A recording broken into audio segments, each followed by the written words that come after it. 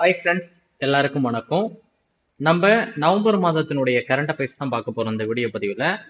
Already November 1ல இருந்து 7 வரைக்குமான current affairs நம்ம பதிவிட்டு இருப்போம். இப்போ என்ன பண்ண போறோம் அப்படின்னா 8ல இருந்து 16 வரைக்கும் கரண்ட் அஃபேர்ஸ். அப்போ நவம்பர் 8 to 14 வரைக்கும் இருக்கக்கூடிய கரண்ட் அஃபேர்ஸை நம்ம என்ன பண்ண போறோம் இந்த வீடியோ பதிவில் பார்க்கக்கூடியதாக இருக்கும். பயனுள்ளதாக இருக்கும். நம்மளுடைய சேனலை மறக்காம சப்ஸ்கிரைப் பண்ணிக்கோங்க. உங்க ஃப்ரெண்ட்ஸ் எல்லாருக்குமே ஷேர் பண்ணுங்க. ஃபர்ஸ்ட் கரண்ட் அஃபேர்ஸ் 8ஆம் தேதியில ஒரு 3 கரண்ட் அஃபேர்ஸ் இருக்கு. எல்லாமே இம்பார்ட்டன்டான ஒன்று தான். ஃபர்ஸ்ட் கரண்ட் அஃபேர்ஸ் பாருங்க. ஹாக்கி இந்தியாவினுடைய 100ஆண்டு விழா கொண்டாட்டம். அப்ப எந்த விளையாட்டுக்கு 100ஆண்டு விழா கொண்டாடுறாங்க? ஹாக்கிக்கு. எங்க கொண்டாடுறாங்க அப்படின்னா டெல்லியில கொண்டாடுறாங்க. எப்ப கொண்டாடுறாங்க அப்படின்னா நவம்பர் 7.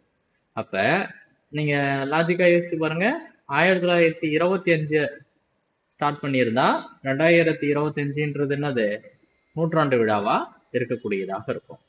அப்ப நவம்பர் 7 என்ன பண்ணிருக்காங்கன்னா ஹாக்கி விளையாட்டை தொடங்கி இருக்கக்கூடியதாக இருக்கு 1925ல. அப்ப ஹாக்கிக்கான 100ஆண்டு விழா கொண்டாட்டம் கொண்டாடக்கூடியதாக இருக்கு. அடுத்து இன்னொரு விஷயத்த பாருங்க. வந்தே மாதரம் என்னும் பாடல் 150வது ஆண்டு நிறைவு தினத்தை ஒட்டி, நம்ம முன்னாடியே பார்த்தோம், முன்னாடி நாள் கரண்ட் அஃபேர்ஸ்லயே வந்தே மாதரம் பாடல் நவம்பர் 7 தான் என்னது அந்த 105வது ஆண்டா இருக்கக்கூடியதாக இருக்கும். இதை ஒட்டி என்ன பண்றாங்க அப்படின்னா மத்திய அரசு, நல்லா புரிஞ்சுக்கணும் இந்த இடத்துல, மத்திய அரசு என்ன பண்றாங்க அப்படின்னா அஞ்சல் தலை மற்றும் 150 ரூபாய் சிறப்பு நாணயத்தை வெளியிடுறாங்க. யாரு வெளியிட்டார் அப்படின்னா பிரதமர் மோடி அவர்கள் வெளியிட்டார். நீங்க இத மறக்காம ஞாபகம் வச்சுக்கோங்க, ரொம்ப முக்கியமானது. அடுத்து தமிழக அரசு சார்பாக ஒரு தினம் அனுசரிக்கப்பட்டது. என்ன தினம் அப்படின்னா நவம்பர் 8. நவம்பர் 8ல என்ன தினமா தமிழ்நாடு அரசு கொண்டாடுறாங்க அப்படின்னா தமிழ் அகராதி தினம். என்னது? தமிழ் அகராதி தினம். இது வீரமாமுனிவரனுடைய பிறந்த நாளை கொண்டாடக்கூடியதாக இருக்கு. சமீபத்துல இருந்து என்ன பண்றாங்க அப்படின்னா இந்த தினத்தை கொண்டாடிட்டு வராங்க.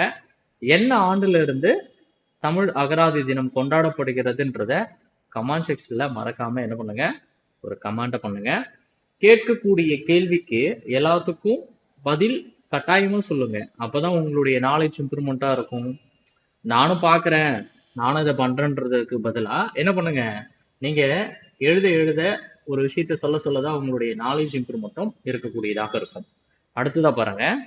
ஒரு சில விஷயங்களை நம்ம தேடி கண்டுபிடிக்கிறப்பதான், அதை நம்மளே சொல்றதை விட நீங்க தேடி கண்டுபிடிக்கிறப்போ உங்களுக்கு இன்னும் ஹெல்ப்ஃபுல்லாக இருக்கும்.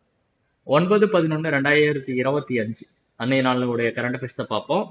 ஸ்க்ரோல் பண்ணி பார்த்துக்கலாம் எத்தனை கரண்ட் அஃபேர்ஸ் இருக்கு அப்படின்னு சொல்லிட்டு. ஒரு 4 கரண்ட் அஃபேர்ஸ் தாங்க இருக்கு. 4மே ரொம்ப இம்பார்ட்டன்டான கரண்ட் அஃபேர்ஸா இருக்கு. ஃபர்ஸ்ட் கரண்ட் அஃபேர்ஸ் என்னன்னா இதுவும் விளையாட்டுத்துறை சார்ந்ததாக இருக்கு.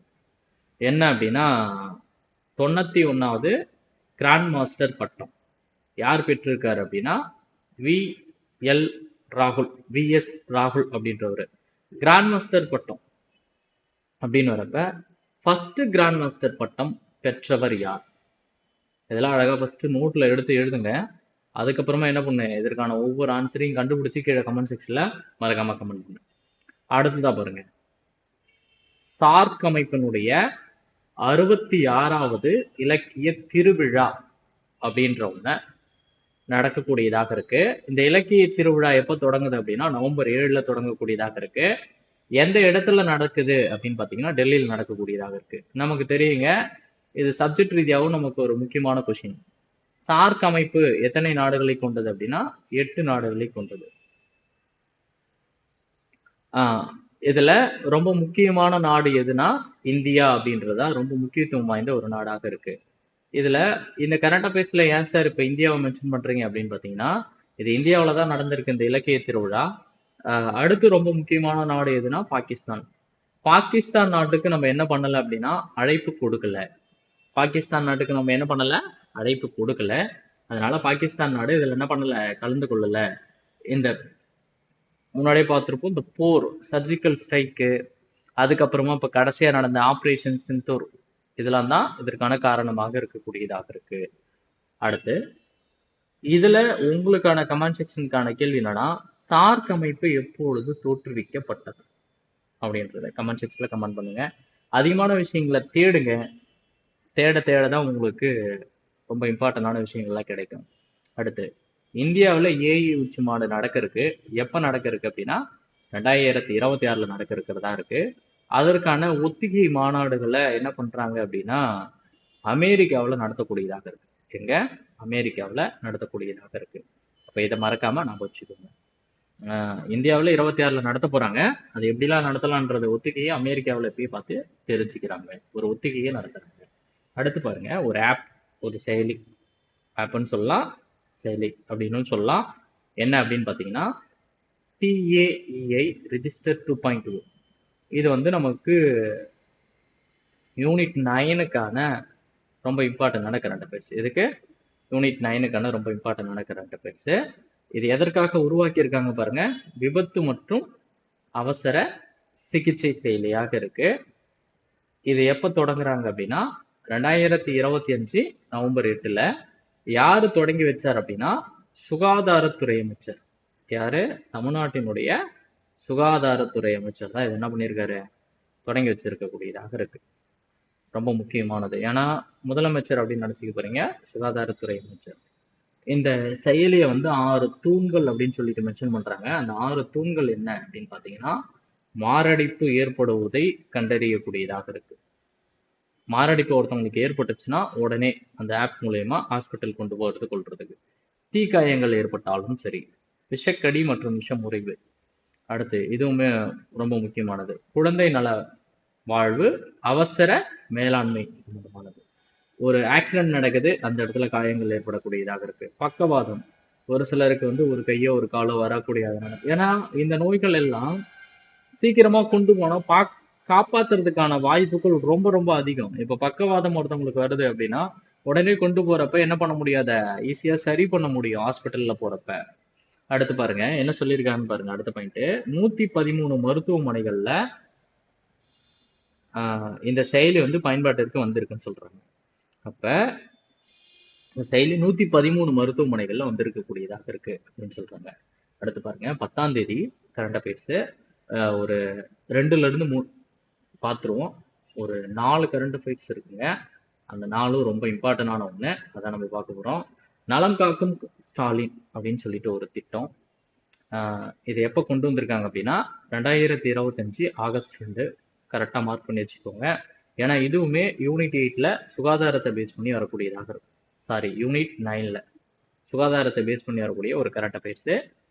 இது பாருங்க, வாரம் தோறும் சனிக்கிழமைகள்ல காலை 9 மணியில இருந்து மாலை 4 மணி வரை என்ன நடக்கும் அப்படின்னா மருத்துவ பரிசோதனை நடக்கும் மற்றும் உயர் மருத்துவ கண்காணிப்பு முகாம்கள் நடைபெறக்கூடியதாக இருக்கும். நீங்க செக் பண்ணலாம், இங்க பக்கத்துல இருக்கிற ஊர்ல நீங்க செக் பண்ணி பாத்தீங்கன்னாலுமே தெரியும், சனிக்கிழமை நடக்கக்கூடியதா இருக்கு. கிட்டத்தட்ட இப்போ வரைக்கும் ஒரு 15 சனிக்கிழமை நடத்திருக்காங்க. 15th கேம்ப் வந்து நடத்திருக்காங்க. ரொம்பவே ஒரு முக்கியமான ஒரு பயனுள்ள ஸ்கீமும் கூட. அடுத்து நம்மளுடைய நாட்டின் முதல் குடிமகனாக இருக்கக்கூடியவர் திரௌபதி முர்மு அவர்கள் என்ன பண்ணியிருக்காங்க அப்படின்னா அங்கோலா அப்படின்ற நாட்டுக்கு பயணம் மேற்கொண்டிருக்காங்க. இது வந்து ஒரு ஆப்பிரிக்கன் கண்ட்ரி.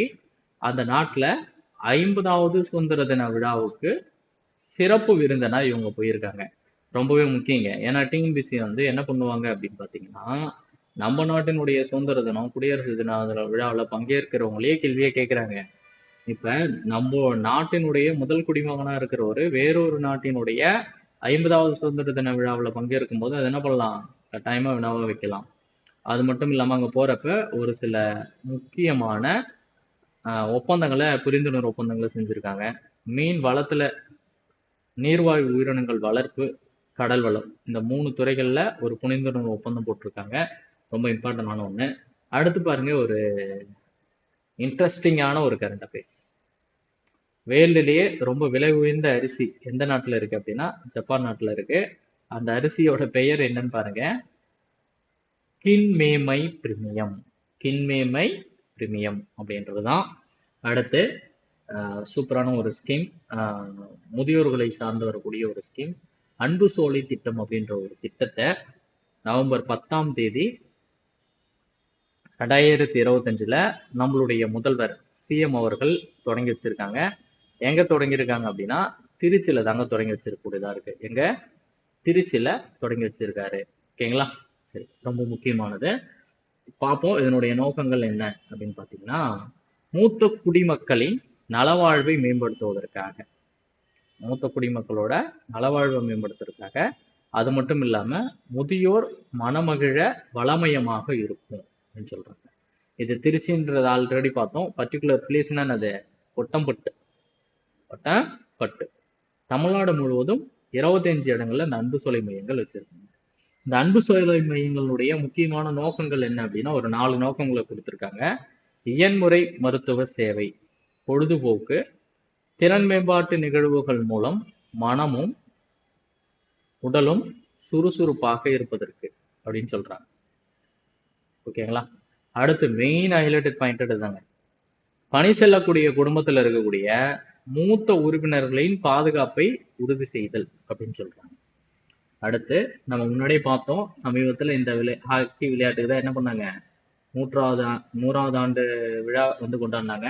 இப்போ என்ன பண்ண போறாங்க அப்படின்னா, ஜூனியர் ஆடவர் ஹாக்கி விளையாட்டு உலக கோப்பை வந்து தொடங்கக்கூடியதாக இருக்கு. இது எங்க நடக்க இருக்கு அப்படின்னா, தமிழ்நாடு மாநிலத்துல தாங்க நடக்க இருக்கு.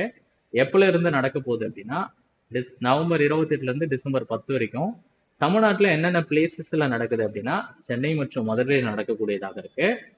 இதற்கான லோகோ சின்னம் என்ன அப்படின்னா, காங்கேயன் காளையினுடைய சின்னத்தை வந்து அறிமுகம் செஞ்சிருக்காங்க. ரொம்பவே முக்கியம். 11ஆம் தேதியில 2 கரண்ட் அஃபேர்ஸ் தான் இம்பார்ட்டன்ட். அடுத்து பாருங்க, இந்தியாவிலேயே சிறந்த பொது போக்குவரத்து அமைப்பு கொண்ட நகரம் என்ற விருதை எதுக்கு கொடுத்திருக்காங்க அப்படின்னா, சென்னை போக்குவரத்து கழகத்துக்கு கொடுத்திருக்காங்க. போக்குவரத்து அமைப்பு கொண்ட நகரம், இது வந்து சென்னை போக்குவரத்து கழகம் கொடுத்திருக்காங்க. இதே மாதிரிதான் மெட்ரோபாலிட்டன் சிட்டியாகவும் சென்னைக்கான அந்த விருது வழங்கப்பட்டிருக்கு. போக்குவரத்து துறை அமைச்சர் இந்த பரிசை வந்து பெற்றிருக்கார் அப்படின்றதையும் நான் சொல்லிக்கிறேன். அடுத்து 12ஆம் தேதி ரொம்பவே இம்பார்ட்டன்டான ஒண்ணு, யூனிட் 9 பேஸ் பண்ணி வரக்கூடிய கரண்ட் அஃபேர்ஸ். கரண்ட் அஃபேர்ஸ்லேயே என்னங்க சார் யூனிட் 9 பேஸ் பண்ணி தான் அதிகமான கரண்ட் அஃபேர்ஸ் வருதுன்னா, ஆமாங்க, இதெல்லாம் சிலபஸ்ல இருக்கக்கூடியதுன்றதுனால நம்ம என்ன பண்ணிக்கணும், எல்லாம் தெரிஞ்சுக்கணும். உலக வங்கி ஒரு அறிக்கை வெளியிட்டிருக்காங்க வறுமையை பத்தி. அதுல இந்தியாவை பத்தி ஒரு சில இம்பார்ட்டன்டான விஷயங்களை பத்தி சொல்லியிருக்காங்க. அதான் நம்ம பார்க்க போறோம். ஃபர்ஸ்ட் பாயிண்டா நம்ம 2011 to 12 பார்த்துருவோம். 27.1% இந்தியாவில் வறுமை இருந்ததா சொல்றாங்க. அடுத்து 2011 to 12 அது 5.3% குறைஞ்சிருக்குன்னு சொல்றாங்க. அப்ப 27.1% இருந்து அது என்னவா குறைஞ்சிச்சுன்னு சொல்றாங்க, 5.3% என்னவாயிடுச்சு, குறைஞ்சி போச்சு அப்படின்னு சொல்றாங்க. அது மட்டும் இல்லாம இன்னும் ஒரு சில குறிப்புகள், ஏன்னா இது இம்பார்ட்டன்டான கரண்ட் அஃபேர்ஸ் இல்லை யூனிட் 9ல, இதெல்லாம் நோட் பண்ணி வச்சுக்கோங்க. நோட்டே ஒன்று தனியா போட்டே கூட இதை எழுதி வச்சுக்கோங்க. 2025ல நாட்டில் முதல் முறையாக தீவிர வறுமை இல்லாத மாநிலமாக எது மாறி இருக்கு அப்படின்னா கேரளா. போன வாரத்தோட கரண்ட் அஃபேர்ஸ்ல பார்த்துருப்போம். அடுத்து பாருங்க, நிதி ஆயோக்கோட ரிப்போர்ட் என்ன சொல்லுதுன்னு பார்ப்போம். 2023-24க்கான ரிப்போர்ட்ல நிதி ஆயோக் அளித்த ரிப்போர்ட்ல ஒரு விஷயத்த சொல்றாங்க, நாட்டிலேயே வறுமை ஒழிப்பு இலக்கில் தமிழகம் முதலிடத்தில் உள்ளது. வறுமை ஒழிக்கிற அந்த இலக்குல ஃபர்ஸ்ட் பிளேஸ்ல இருக்கக்கூடிய தமிழ்நாடு. அதனால என்ன பண்ணிருக்காங்கன்னா, தமிழ்நாடு 2030க்குள்ள தீவிர வறுமை ஒழிப்புக்கான இலக்கை எட்ட அரசு வந்து என்ன பண்ணிருக்கு, திட்டமிட்டு இருக்கு.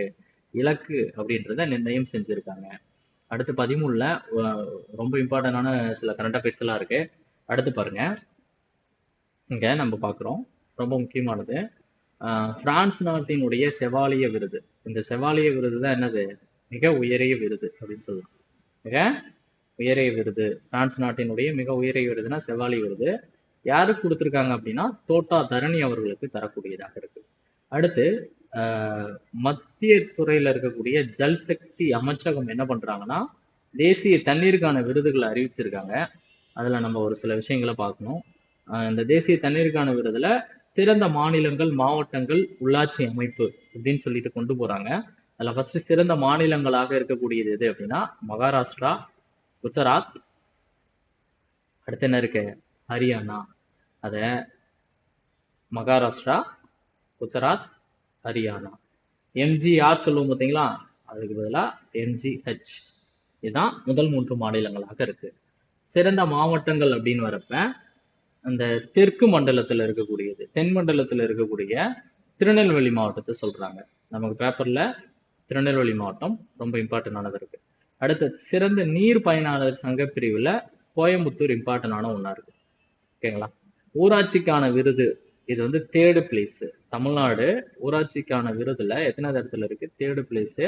பர்டிகுலரா என்ன மாவட்டம் அப்படின்னா திருவள்ளூர் மாவட்டம், பாலாபுரம் ஊராட்சி. பாலாபுரம் ஊராட்சி. நீர் பாதுகாப்பு திட்டங்களை வடிவமைக்கக்கூடிய முதல் 3 மாநிலங்கள் அதிகமா இருக்கிறது எது அப்படின்னா தெலுங்கானா, டிஎஸ்ஆர். அப்ப தெலுங்கானா, சத்தீஸ்கர், ராஜஸ்தான் அப்படின்ற இந்த 3 மாநிலங்கள் இருக்கக்கூடியதாக இருக்கு. அடுத்து பாருங்க, மிஸ் ஹெரிடேஜ் இன்டர்நேஷனல் போட்டி எங்க நடைபெற்றது அப்படின்னா தாய்லாந்துல நடைபெற்றது. அந்த தாய்லாந்துல ஜெயிச்சவங்க யாரு அப்படின்னா ஒரு விவசாயியினுடைய மகளா இருக்கக்கூடிய ஜோதி மலர் அப்படின்றவங்க. இவங்களதான் கலாச்சார தூதுவராக நியமனம் செஞ்சிருக்காங்க. என்னன்னு நியமனம் செஞ்சிருக்காங்க? கலாச்சார தூதுவராக. இதுவுமே ஒரு முக்கியமான ஒரு பாயிண்டடா இருக்கக்கூடியது. அடுத்து 14 டே கரண்ட் அஃபேர்ஸ் என்ன சொல்றாங்கன்றதை பார்ப்போம்.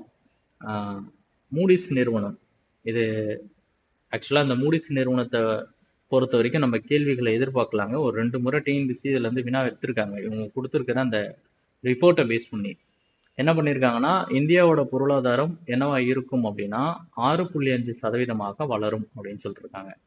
இப்ப இருக்கக்கூடிய இந்த காலகட்டம் 25 to 26, இது எது வரைக்கும் இருக்கும் அப்படின்னா 26 to 27, 2027 வரைக்கும் நீட்டிக்கும் இந்த பொருளாதார வளர்ச்சியோட அப்படின்னு சொல்றாங்க. அப்ப 6.5% இந்தியாவினுடைய பொருளாதாரம் அப்படின்றது. அடுத்து இந்தியாவில இருந்து தாமரை உற்பத்தி சீனாவுக்கு எந்த மாநிலம் அதிகமா செய்யுது அப்படின்னா சத்தீஸ்கர் மாநிலமாக இருக்கக்கூடியதாக இருக்கு. அடுத்து முக்கியமான ஒரு மாநாடுங்க, G7 மாநாடு. அதுல பர்டிகுலரா ஒரு பார்ட் மட்டும் நடக்குது. எரிசக்தி பாதுகாப்பு மற்றும் அரிய கனிமங்கள் குறித்த விளக்க அமர்வு நடக்குது.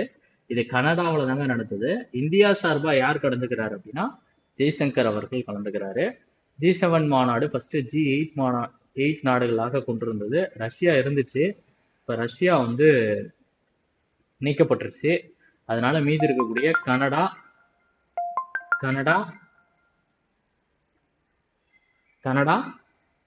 France, Germany, Italy, Japan, Britain, America, இந்த நாடுகள்லாம் இருக்கக்கூடியதாக இருக்கு. ஓகேங்களா? இதெல்லாம் வந்து உலகத்திலேயே வலிமை மிகுந்த நாடுகள், பொருளாதாரத்துல டெவலப்டு கண்ட்ரிஸ்லால ஏற்படுத்தப்பட்டது தான் இந்த G7 மாநாடு. அடுத்து காசநோய் பாதிப்பை பத்தி சொல்றாங்க. இந்தியாவில் 2015 இருந்து காசநோய் இந்தியாவில் குறைய ஆரம்பிச்சிருக்குன்னு சொல்றாங்க. இப்ப வேர்ல்டு ஹெல்த் ஆர்கனைசேஷன் WHO என்ன சொல்றாங்க அப்படின்னு பாத்தீங்கன்னா 2005 1 லட்சம் பேர் இருக்காங்க அப்படின்னா 237 பேர் பாதிக்கப்படுறாங்க அப்படின்றாங்க. அதே 2024 என்ன சொல்றாங்க அப்படின்னா 1 லட்சம் பேர் இருக்காங்கன்னா அதுல 187 பேர் தான் பாதிக்கப்படுறாங்க. இந்த நோய் 21% இந்தியாவில் என்னவாயிருக்கு? குறைஞ்சிருக்கு அப்படின்றத நமக்கு சொல்றாங்க. அடுத்து இத வந்து தனியாவே எழுதி வச்சுக்கோங்க. நான் தனியா ஒரு வீடியோ பதிவில் என்னென்ன கமிட்டிஸ் இருக்கு தமிழ்நாட்டில் அப்படின்றதே நான் சொல்றேன். நீதிபதி KN பாட்ஷா தலைமையில என்ன பண்ணியிருக்காங்க அப்படின்னா இப்ப சமீபத்தில் பார்த்துருப்பீங்க, ஆணவ கொலைகள் அதிகமா இருக்கு. அது தடுக்க ஒரு தனி சட்டத்தை பரிந்துரை செய்வதற்காக என்ன பண்றாங்கன்னா KN பாட்ஷா தலைமையில தமிழ்நாடு அரசு வந்து ஒரு ஆணையத்தை அமைச்சிருக்காங்க. அடுத்து இதுவுமே சுகாதாரம் சம்பந்தமானது. யூனிட் 9ல இதெல்லாம் மார்க் பண்ணி வச்சுக்கணுங்க. கட்டாயமா கேள்வி வரும். கடைசி நேரத்துல உட்காந்து தேடிட்டு இருக்க முடியாது. நோட்டை போட்டு பத்திரமா எழுதி வச்சுக்கணும்.